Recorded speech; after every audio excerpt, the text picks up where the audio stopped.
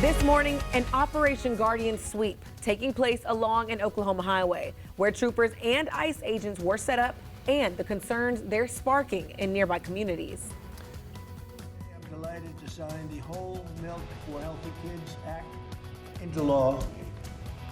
Trump is joined in the Oval Office by dairy farmers and their children. His plan to bring whole milk to school cafeterias.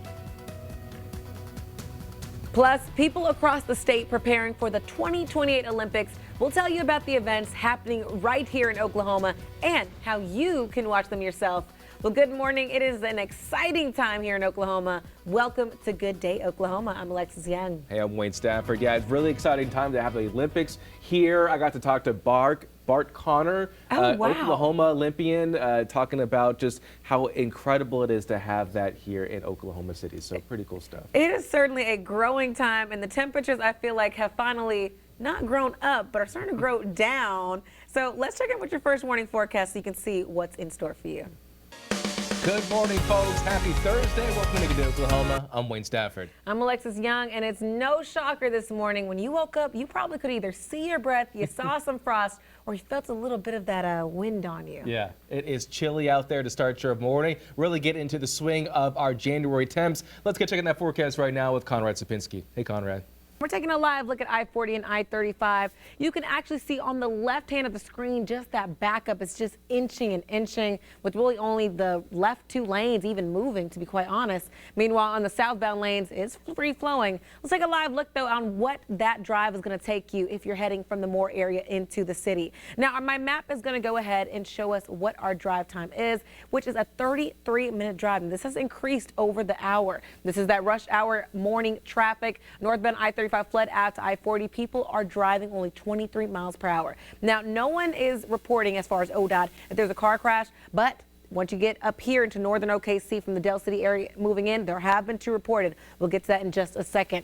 Meanwhile, if you're in the Newcastle area or Moore area heading into the city, it's a 20-minute drive on State Highway 37 to I-40. Now, let's get to these two crashes. So, over here, we have an accident in the right lane blocked in Dallas Junction on I-40 westbound. That's approaching the I-235 area. Meanwhile, there's an accident in Dallas Junction on I-35 northbound right before I-40. So be mindful, once you're even off of I-35, honestly, you're still going to run into that backup traffic in northern OKC. So let's take a live look at our camera. Now, this is going to show you a live look at I-35 and South 15. This is a closer look in the Moore area. Again, just inching by. So give yourself some time. Honestly, I would give yourself really up to 20 more minutes extra on your drive time to make it to work on time. All right, that's your Steer Clear traffic update. The Attorney General is supporting the board's decision to reject clemency for Kendrick Simpson.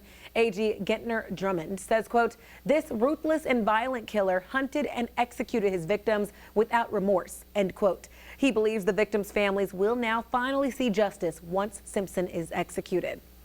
Also this morning, we're hearing from the Oklahoma County Sheriff about the possibility of his office operating the jail. Now, we told you yesterday at least one county commissioner is pushing for the jail trust to disband and for the sheriff to take control. Now, Sheriff Tommy Johnson tells us he will honor his obligation to run the detention center if the responsibility is given back to him. However, he is refusing to run it if a trust is involved. What I tell people when they hear that response is, I'm an elected official, and if I suck as the sheriff, our community, Oklahoma County citizens, get the opportunity every 4 years to come and vote on how well I did or how well I didn't do, and they have that option. And for me, with the trust being involved, I don't want people to make decisions that I have to carry out, and then I have to deal with the outcome. Turning to developing news this morning, charges are refiled against Benjamin Plank, the man accused of shooting and killing an Oklahoma County deputy in 2022. Charges were dismissed in October due to Plank being deemed mentally incompetent to stand trial. The dismissal page of court documents reveals the state intends to refile charges if Plank's mental status was to change. Now, we cannot confirm if his status has indeed changed, but we did notice charges of murder, shooting with intent to kill, and using a vehicle in discharge of a weapon are now back on the table. All right, if you live in Chandler, listen up, get your money and your luck ready. Now, this story is for you because the first slot machine has officially arrived for the development of the new casino. Now, tribal leaders with the Iowa Tribe of Oklahoma and Caesars Entertainment says Harrah's, Oklahoma, well, they're expecting to open it up this spring near I-44 between Oklahoma City and Tulsa, making that drive way more enjoyable. Now, the casino is featuring a casino floor, 2 bars, 2 restaurants. There's also a hotel in the works, but that will be built until the future. But for now, they're hoping to bring hundreds of jobs, tourists, and long-term economic development to the Chandler area.